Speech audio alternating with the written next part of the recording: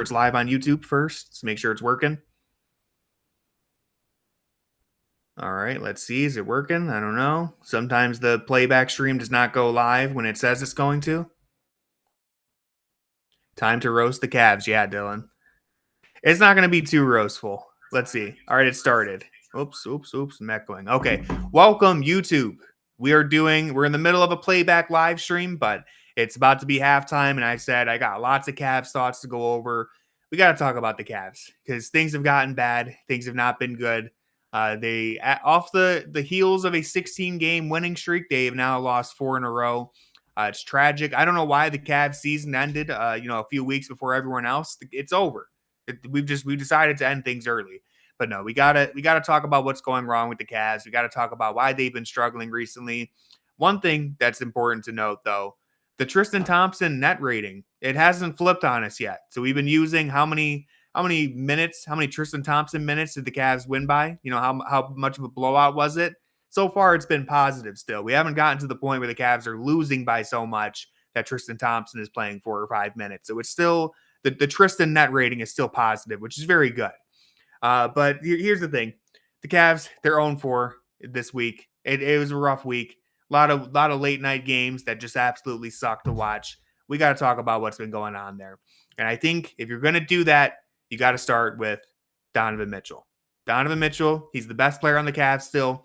He's maybe not the most important. I think you could argue that Evan Mobley and his growth is the most important thing. But right now, Donovan Mitchell, he's not getting the job done.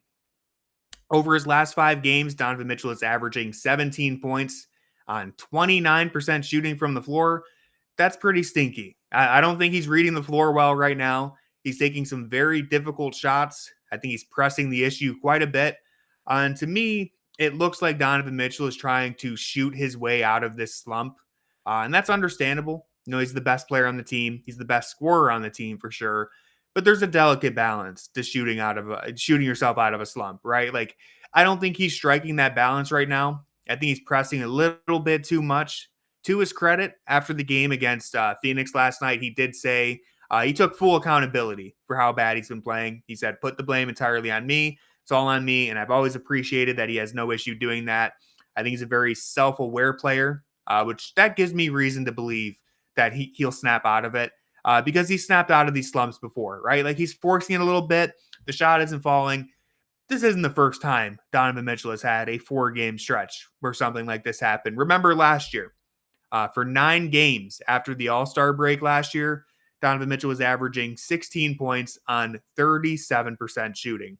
Now, the shooting split's not as bad as it is right now. That wasn't as bad, but he was really bad last year after the All-Star break. Now, I'm sure we all remember Donovan Mitchell, he was dealing with a knee injury last year, so it was a little different. He has a groin injury this year, but the thing is, I've seen a lot of people worried about this. The groin injury, is that the reason why he's putting up these bad games? I don't really think so. I don't think the groin thing is the explanation for this. I think he's just genuinely in a shooting funk, and I think he's making bad decisions on top of it. I don't think the groin is limiting him. I don't think his athleticism has disappeared. To me, he's still getting to his spots. He's still exploding to the rim. I mean, listen, he's been trying to dunk on everyone for like a month now. We've seen him, against Orlando, get his head above the rim. I don't think it's a lack of mobility thing that's holding Mitchell back right now. I think he's just not shooting the ball well. And that's going to happen. It's bound to happen to anybody in the NBA, even players like Mitchell. But again, it's not just the fact that he's not shooting well. It's also the shot selection. And so overall, that combined with the rest of the team also struggling right now, it's all just made it such a glaring issue because they've lost 4 straight and Donovan Mitchell is playing the worst of the bunch. But that does take me to the next thing I want to talk about here. The Cavs in general, they're all in a shooting slump, okay? So let me start here. The Cavs have basically all year have led the NBA in 3-point percentage. They've been the number 1 3-point shooting team in the NBA for basically start to finish. Since the All-Star break, they have fallen to 13th in the league. So they're still number 1 overall on the year, but just from the All-Star break to now, the Cavs are 13th in 3-point percentage. So it's not horrible. You're still in the top half of the league, but it's a pretty significant drop-off. Now, the Cavs, they've had 8 games all season where they shot below 30% from deep. 4 of those games have come in the last month.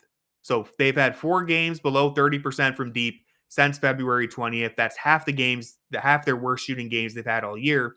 And the 2 worst games that they've had shooting the ball all season, both came last week, back to back, against Brooklyn and Orlando. It's like a 5-day stretch. They had their 2 worst shooting games of the year. So the shooting overall has taken a hit. It's not just Donovan Mitchell, but when you factor in he's struggling and the rest of the team is struggling, it makes sense why you've dropped a few games in a row. But that's not the only issue. Like I said, there's lots of things to vent about right now. Let's look at the flip side of things. Let's look at the other side. How are the Cavs defending the three-point line? How are opponents shooting against the Cavs right now? Well, during this 4-game losing streak, opponents are shooting 45% from deep. 45%. That's the 3rd highest in the NBA. That's scorching hot. That's crazy that teams are shooting that. Now, on the season, opponents are shooting 37% from deep against Cleveland. That's actually the 9th best in the NBA. So opponents are shooting the 9th best three-point percentage in the NBA against the Cavs. Defending the three-point line has been a little bit of an issue for them all year long. For what it's worth, the Cavs, they actually do limit opponents to the 6th fewest 6th fewest three-point frequency in the NBA. So they suppress three-point attempts better than most teams. They don't give up a bunch of threes, but when they do, opponents shoot a high percentage. So that's really important to focus on because they're really good at suppressing threes and keeping a lid on it. And that's important because if they get a little lazy or complacent, teams have been torching them. So it's very important that they limit opposing three-point shot attempts because teams have just shot really well against them. And so when you look at the way the Cavs have been playing recently, I wouldn't say that they're necessarily playing lazy. I don't think they're giving like 110% effort, but I don't think this issue gets solved by saying, hey, Cavs, you just got to play harder. You just got to play harder, give more effort. I don't think they're losing because they aren't playing hard. I think they're losing because right now, to me, the Cavs don't look focused at all. They don't look focused either end of the floor. I don't think they're fully locked in. Last night's game is a perfect example of this. They were closing out on Kevin Durant. Like, don't get me wrong. I didn't see guys hanging their heads, being lazy, moping around. Like, they were running out to Kevin Durant. The problem is you're giving Kevin Durant enough daylight to shoot in the first place. That's the problem. It's not that you're being lazy and you're not running out to contest him. The problem is you lost track of where Kevin Durant is, and a late contest on KD is basically no contest, right? Like, he torched us. Kawhi torched us. Bogdanovich torched us in the Clippers game. Like, the problem is they're allowing these three-point shots to go up in the first place. It's not that they're not playing hard and running out to try and contest them. And so that's been an issue. It's attention to detail. It's staying engaged for 48 minutes. You can play hard. You can play really hard and exert all your energy and still have it be, have it amount to nothing. Have it be a negative impact if you're not playing smart basketball on top of it. And I think that's the main thing that's happening. I don't think the Cavs are playing smart basketball right now. I don't think they're very locked in. I don't think they're playing smart. The rotations on defense have been bad. The closeouts to the three-point line, yes, they've been hard, but they've been, you're not chopping your feet. You're getting a little sloppy. Guys are just running straight to the rim after pump faking on the three. You got even Evan Mobley, flybys trying to close out, and the guys are just running straight to the rim, and they don't have any backside defense there. So everywhere on defense, the Cavs are just playing a step behind mentally. The rotations are bad. DeAndre Hunter in the zone against Phoenix was just completely lost 3 plays in a row. That's not an effort thing. That's a mental thing. And it carries over to the offense too. Not only are they shooting bad, but like I said, Donovan Mitchell, the shot selection has been an issue. It's not just that he's missing open threes. It's that he's taking really contested ones and really contested layups. The bad turnovers are probably even worse. Some of these passes that are leading straight to easy points for the opponent. It's just been a sloppy stretch of basketball on both sides of the floor. That's the reason why they're losing games. But okay, we vented a bunch. We vented a whole bunch. And you know what, Dylan? I want to address this too. You blame Sam Merrill, and listen, the man Sam Merrill, the myth, the legend. He's been in a bit of a funk, right? The main thing that he's out there to do is shoot 3-pointers, and he hasn't been shooting very well. With that said, I do got to defend Sam Merrill just a little bit because I've seen people say he's the new George Niang. I've seen people who really hate when he's on the floor. And I want Okoro to play more minutes here. But Sam Merrill is playing very hard. You talk about effort. Sam Merrill is playing with the most effort on the team in some of these games. He had, I think, 7 rebounds last night in a game where the Cavs weren't really rebounding well. He had 4 steals. The man is active. He plays hard. He gets a hand up. He's actually, I don't think he's the one who is causing the defense to fall apart. It's just on offense, the one thing that you need him to do, he's not doing. He's not shooting the ball well. So sorry, the dog is now making noise at the worst time. Hey, buddy, why don't you hold on a second? All right, I'm Granson here. We're having a therapy session. But yeah. Anyway, so we vented a bunch about the Cavs, right? We just vented a bunch. So let's try and end this somewhat positive. This is going to be a short episode. Like I said, we're chatting during halftime of a playback stream. Thank you for tuning in. Thank you to everyone who's going to watch. Oh, geez, things are falling all over the place. Thank you to everyone who's tuning in and bearing with me for a live episode here. But let's see what is it going to take for the Cavs to turn this around. They're 0-4 this week. Should we be worried about this team? Is it all falling apart? Where do we go from here, right? I'm saying no to all those things. Don't be worried.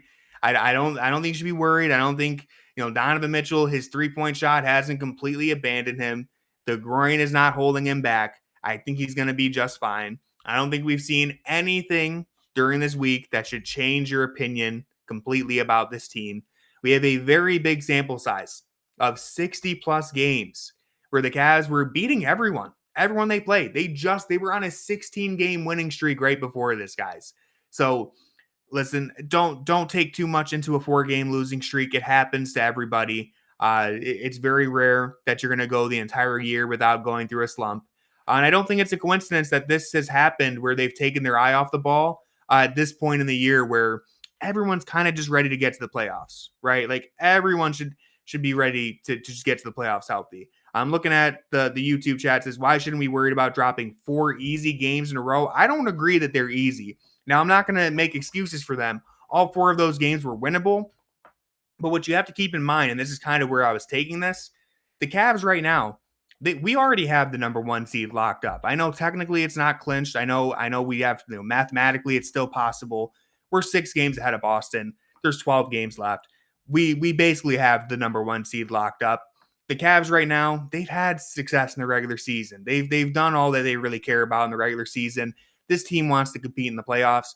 All they're focused on is getting healthy. There's a reason why Darius Garland missed a game recently, why Donovan Mitchell missed a game, Evan Mobley, Ty Jerome. They're resting. They're trying to stay fresh. They've taken their eye off the ball. Now, that's not an excuse. You still got to play the teams in front of you. You got to get these wins. But look at the teams that they just lost to, right? Orlando, right now scrapping for playoff position. Same thing with Phoenix, scrapping to stay in the play-in tournament, right? Like they want to be in the 7-8 game. They don't want to fall back any further. They want to try and get home court advantage. These games matter a lot. Home court advantage for the play-in tournament, not the playoffs. These games matter a lot to those 2 teams. The Kings, the Clippers, like these games are very, very important to those teams. Whereas for the Cavs, it's kind of just another game in March that doesn't really matter at this point. So again, it's not an excuse, but 4 games, I mean, the question that I would return there is, why would you put more stock into a 4-game losing streak than what we just saw in the 16-game winning streak, or the time earlier in the year when they won 15 in a row, or the one before that where they won 12 in a row? Like, don't put more stock into a 4-game losing streak than the 56 wins that we've already seen. So anyways, what would it take them to get back on track? What would it take for them to look more like the 56-win team they've been? There's a couple things. First, you need Donovan Mitchell and Darius Garland to snap back into it. Mitchell has been actively bad in most of these games, right? Like he's the number 1 guy struggling. So you definitely need him back, but you could use some all NBA performances from Darius Garland too. I mean, he hasn't been awful, but he's been a little bit quiet recently. Like I say, he hasn't been bad, but he's been okay to good in a lot of these games. And if you're playing in a stretch where Mitchell is stinking it up, then you need Garland to be awesome, right? So that just hasn't happened. So you want to get something from one of these 2 guards, if not both of them, hitting their stride again. B-Bird says Cavs haven't proven anything to be dismissive of the regular season. I'm not saying that they're being dismissive of the regular season. I think it's important to remember, again, they're 56-14. So the point that I'm trying to make is, if you're looking at the entire regular season, they've given you way more reasons to believe that they are a very good team, a team that's going to compete for a championship, than the team that they've just showed to be recently, where they've been injured, they've been banged up, they've been on the road, they're playing in the West Coast road trip, they're playing against teams that are valuing these games way more than they are. I'm just trying to say keep the big picture in mind is all. And so, yeah, you need the two guards to come back, but there's other problems too, right? Part of the thing that's happening right now, it's not just Garland and Mitchell. No one on the Cavs is consistently breaking down the defense and getting them into rotation. No one is posing a threat from the perimeter and forcing the opposing defense to scramble. And you can see that when you look at their total assists. So this is some stats that I pulled that I think tell the story or paint the picture really well. Looking at assists adjusted on NBA.com. So that stat, it keeps track of your combined assists, hockey assists, or the pass to the pass that leads to a score, right? Keeps track of those, and passes that lead to free throws. So it's assist adjusted, keeps track of all that. The Cavs, before the All-Star break, they ranked second in the NBA in assist adjusted. Since then, since the All-Star break, they've fallen to 16th. So they've gone from second to 16th.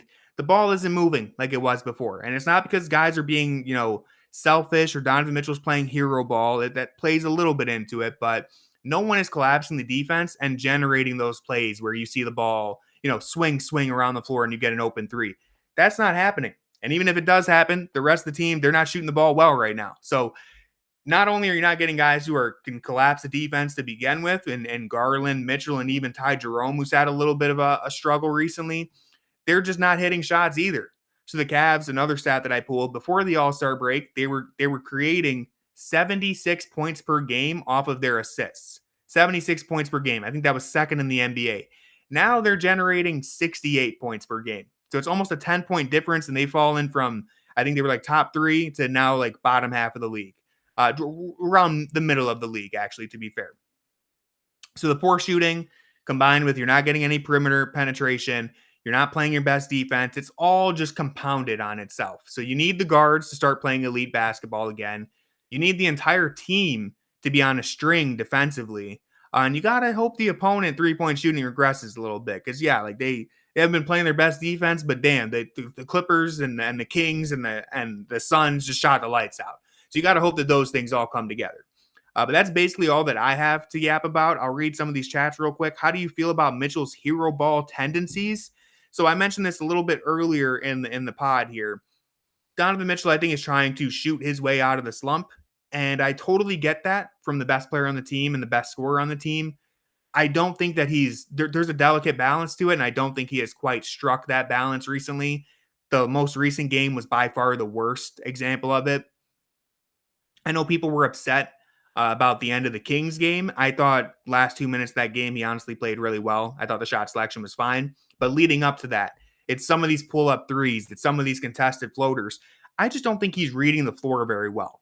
I don't think he's seeing things the way that he had earlier in the season. And that's what I mean when I say it's a little bit of lack of focus, lack of attention to detail. That's why I'm not overall too worried about this stretch, because I don't think it's physical limitations. I don't think he's injured.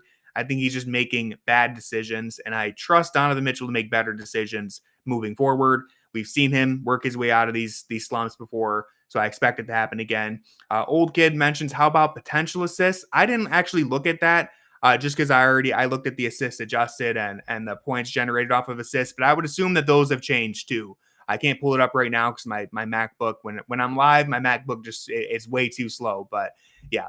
Anyways, that's all I really had to say about the Cavs today. I wanted to deliver a quick therapy session for everyone, vent a little bit, talk about where they can improve, what's been going wrong, what I think is going to bounce back. Like Demo says, I 100% trust Donovan in the playoffs. Think about last year.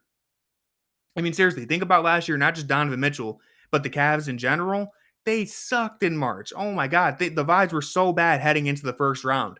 And you end up somehow beating Orlando, right? Like people are worried that the Orlando Magic could test us in the playoffs this year. We are a million times better than we were last year. The Magic are worse than they were last year. And Donovan Mitchell, like even then last year, Donovan Mitchell torched them. So I wouldn't be worried about Donovan Mitchell long term. I wouldn't be worried about Darius Garland. I wouldn't be worried about Evan Mobley. They have given us such a huge sample size of being a different team than the one they were before. Bringing it all together, full picture. Don't let a 4-game losing streak. Don't get caught in that moment and overreact to it. Now we'll see if the 4-game losing streak turns into an 8-game losing streak, or just the wheels completely come off. Then we'll have another therapy session. We'll talk about it then. But the good news is, hopefully I'm not about to jinx things. They play the Utah Jazz tomorrow at 3:30. I think we're going to get back on track. I think we're going to get an easy win. And like I said, that's all I have to say for this episode. So thank you to everyone who tuned in on YouTube. The Playback chat, we're going to get to the second half of Hawks Warriors in just a second on YouTube. Thanks for tuning in.